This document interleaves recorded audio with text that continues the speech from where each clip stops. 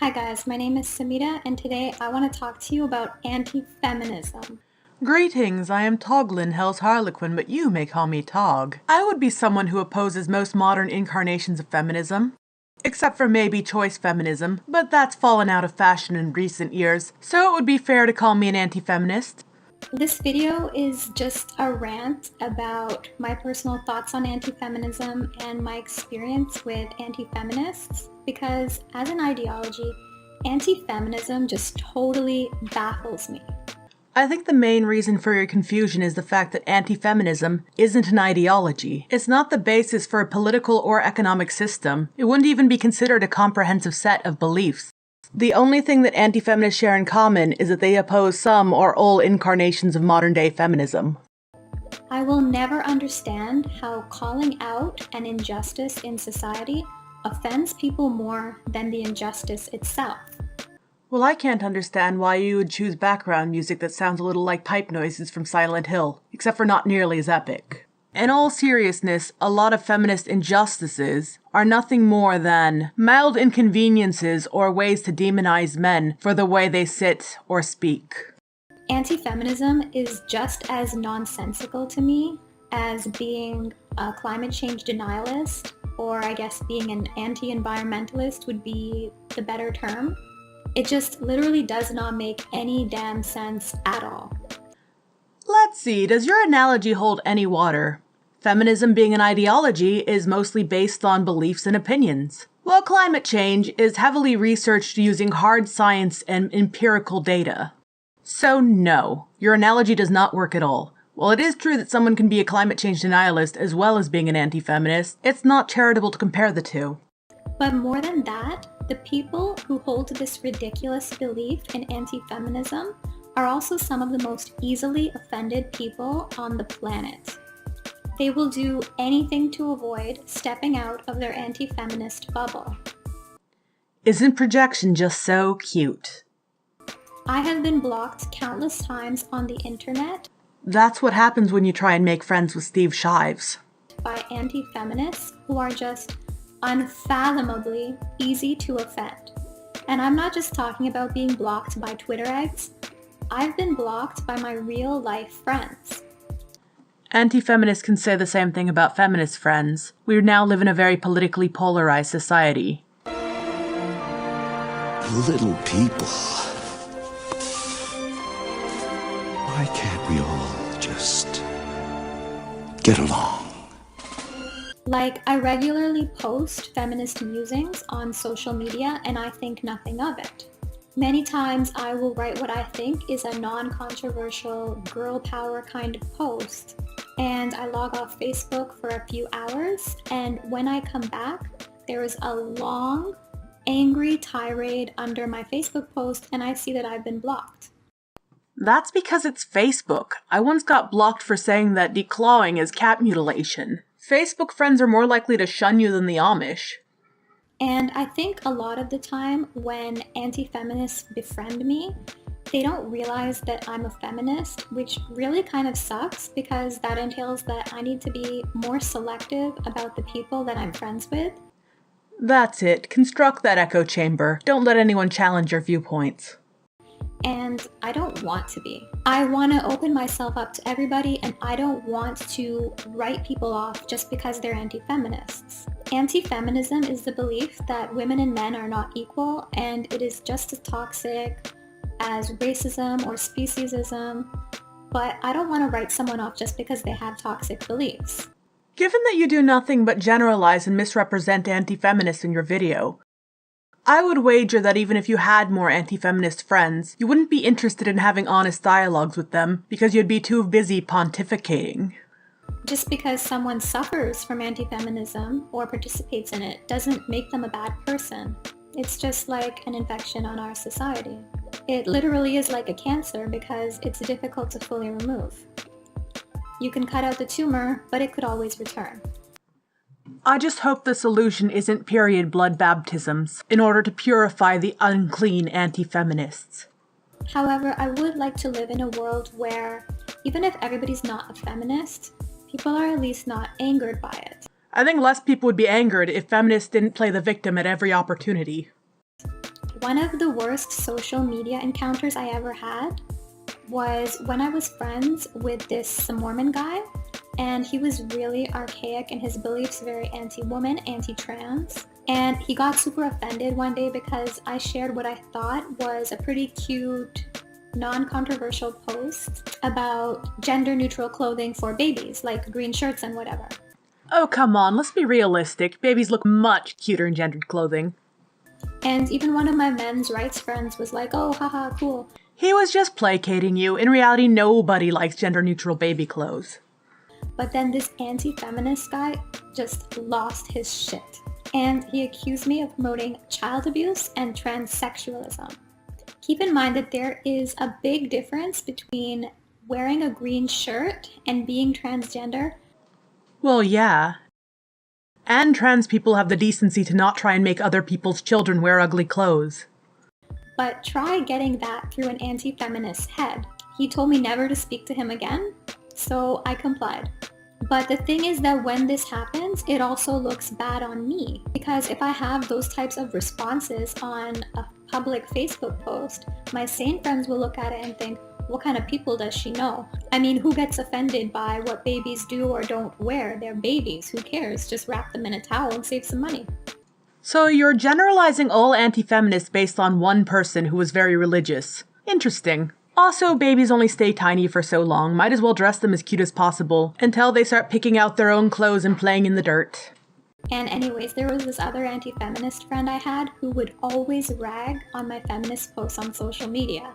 Anti-feminists are really negative, toxic people, because if I ever posted anything else, like a cute cat video or something, he would always ignore it.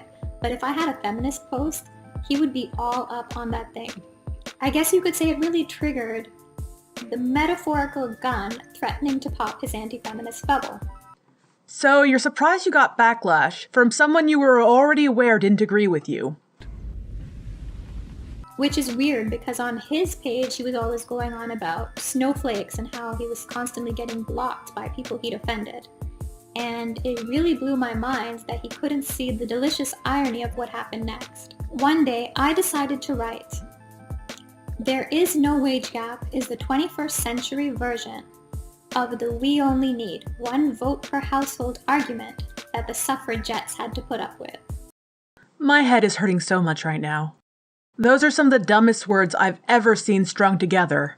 False equivalence is a logical fallacy which describes a situation where there is a logical and apparent equivalence, but when in fact there is none. So let's quickly go over the wage gap. It would be more accurately called an earnings gap. It's the average annual salary of full-time working men compared to the average annual salary of full-time working women. It doesn't take account that on average men work more overtime than women, nor does it take into account that when women have children, a lot of times they look for a job with lower wages but more flexible hours.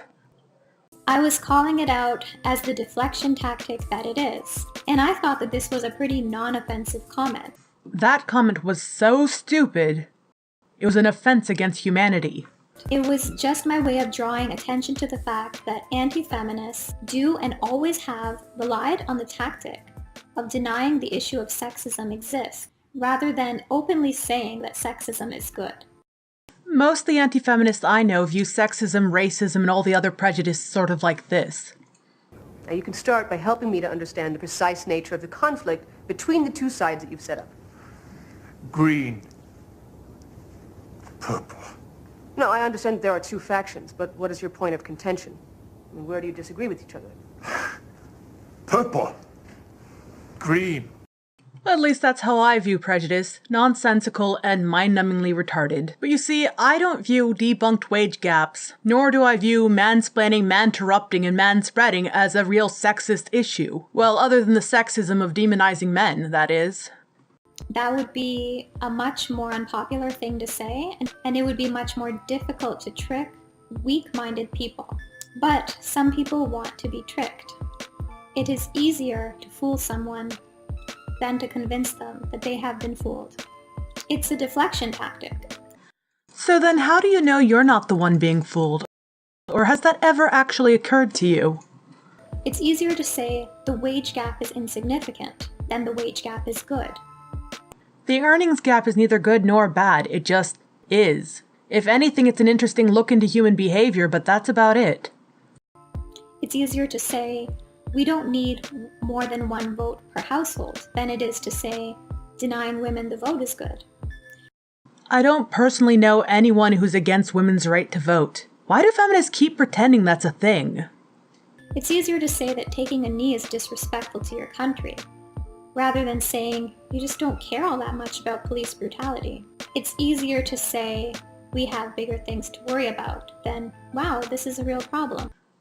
Most would agree that police brutality is an issue, especially when excessive force is used unnecessarily. However, this issue has become very twisted and corrupted, to the point where even if the cop was justified, there are still protests in the streets. Not to mention your side only cares about police brutality if it happens to black people. All other races do not matter. And as far as taking a knee, do whatever you want, it's a free country, I really don't care.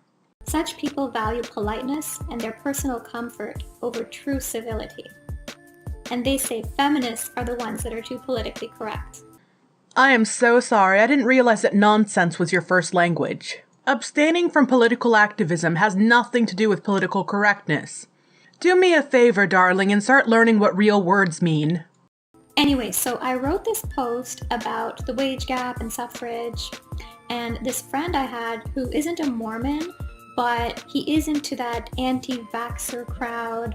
One of those people that thinks refined sugar is healthy and doctors are stupid. And by the way, you'll find this with a lot of anti-feminists. They hold a bunch of really quirky, borderline conspiracy theorist beliefs in addition to their nonsensical anti-feminism. One thing you don't seem to be getting is that we're not a homogenized group. Trying to character assassinate us based on a few individuals is absurd. Those who oppose modern-day feminism can come from any side of the political spectrum. Also range from the devoutly religious to the atheists. So this anti-feminist wrote, "Stop whining about your pathetic first world problems for attention. The wage gap isn't even worth mentioning." And then he blocked me. I never got to respond to him because I was blocked, so I'll say this here. First of all, it isn't my pathetic problem, it's the world's pathetic problem. And secondly, it isn't a first world problem, it's the world's problem.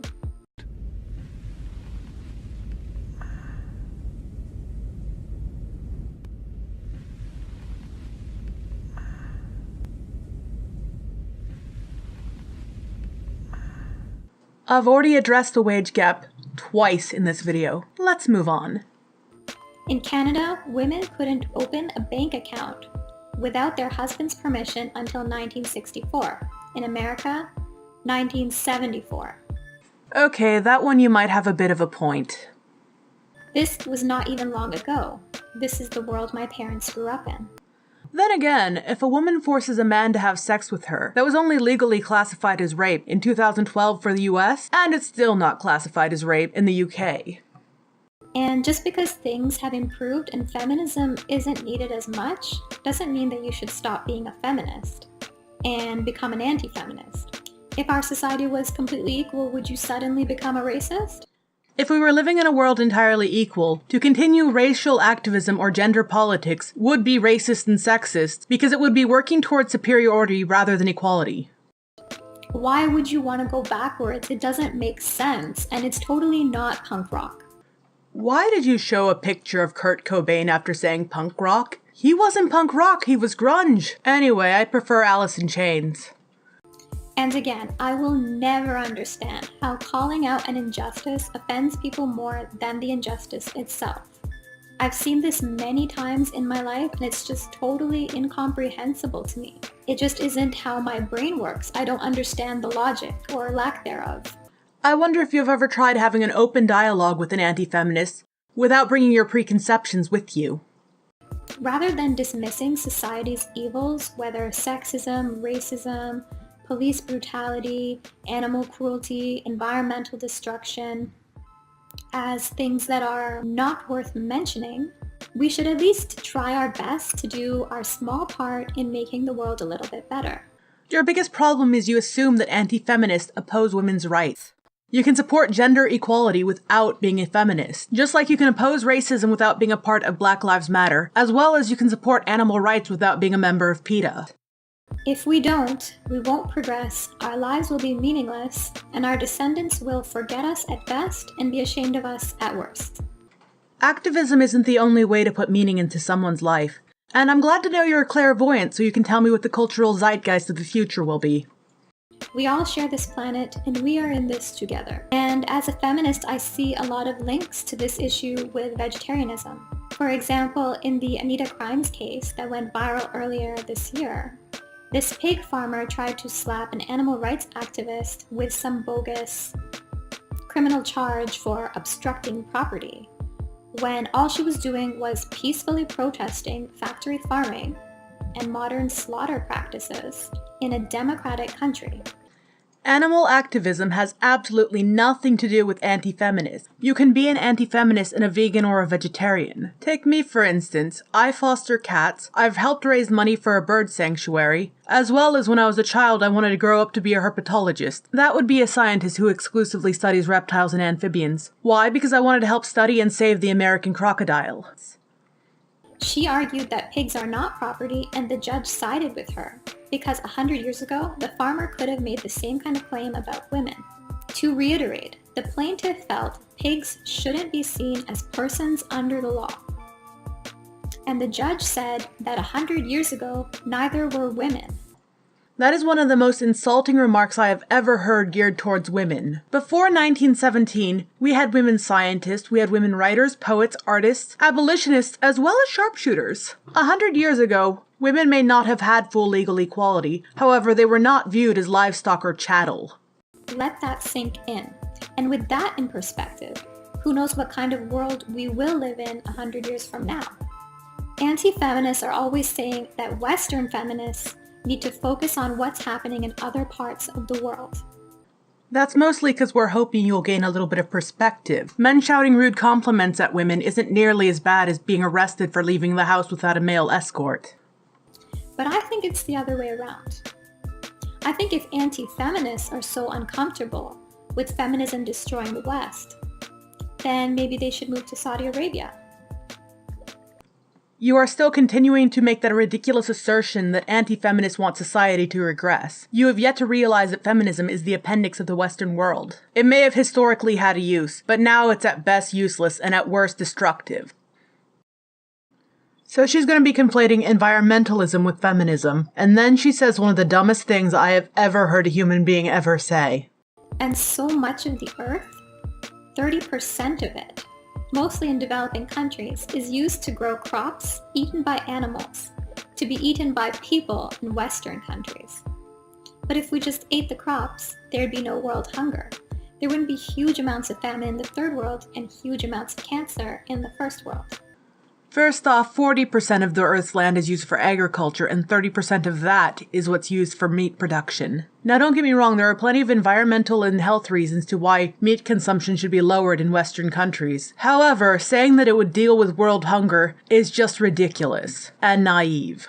Someone who makes this kind of claim has no idea on the economics of agriculture. Farmers do not produce food for purely altruistic reasons. Like anyone else working a job, providing for their families is their top priority. If we look at a country like Brazil, one of the main causes of deforestation is soybean production. That may seem odd because it's not an indigenous crop and the locals rarely eat it. It gets exported to China to meet their high demand. Farmers will grow crops that are in demand and send it to countries who can afford to pay for it. World hunger really should be renamed to world poverty. 40 to 50% of all produce is thrown away. The reason why we don't send more produce to poorer countries is because it costs money and those countries simply cannot afford to pay for it. So as you can see, it's not an issue of production, it's an issue of economics. Did I mention that anti-feminism is cancer?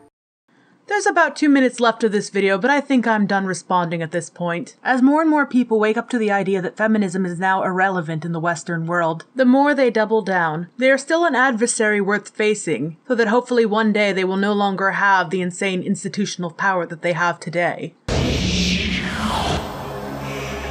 They are alone. They are a dying people. We should let them pass. Alright, those are my thoughts and I hope you enjoyed. Let me know what you think in the comments down below. And make sure to check out my shop. It's got t-shirts and cell phone cases and coffee mugs, all with my fabulous art. And I wish all of you a pleasant rest of your day.